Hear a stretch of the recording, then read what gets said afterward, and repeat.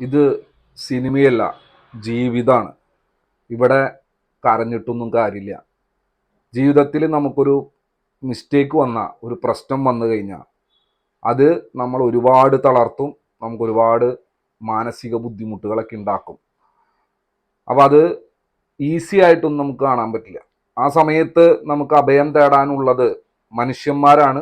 ആ മനുഷ്യന്മാരും കൂടി കൈവിട്ടാൽ പിന്നെ വേറെ ഓപ്ഷൻസ് ഒന്നുമില്ല. നമുക്ക് ദൈവീകപരമായിട്ടുള്ള എന്തെങ്കിലും ഹെൽപ്പ് കിട്ടുക എന്ന് മാത്രമാണ് ലക്ഷ്യം. അപ്പം അവിടെ നമ്മൾ വരുമ്പോൾ മനുഷ്യന്മാരെ വരെ കൺട്രോൾ ചെയ്യാൻ, ഒരാളുടെ മാനസികപരമായിട്ട് അവരെ തളർത്തുകയും ഒരു വ്യക്തിക്ക് ആരോഗ്യപരമായിട്ടുള്ള പ്രശ്നങ്ങളും ഉണ്ടാക്കാനായിട്ട് നമ്മൾ വിചാരിച്ചാൽ സാധിക്കാത്ത കാര്യങ്ങൾ ദൈവത്തിന് സാധിക്കുമെങ്കിൽ ആ ദൈവത്തിൽ അഭയം പ്രാപിച്ചാൽ നമുക്ക് ഒരുപാട് കാര്യങ്ങൾ ചെയ്യാൻ പറ്റും. അങ്ങനെ ചെയ്യാൻ സാധിക്കുന്നതാണ് മാന്ത്രികപരമായിട്ടുള്ള എല്ലാ കാര്യങ്ങളും. അത് മനസ്സിലാക്കുക, അതിനനുസരിച്ച് പ്രവർത്തിക്കുക. നിങ്ങളുടെ എല്ലാ പ്രശ്നങ്ങൾക്കും പരിഹാരമുണ്ട്.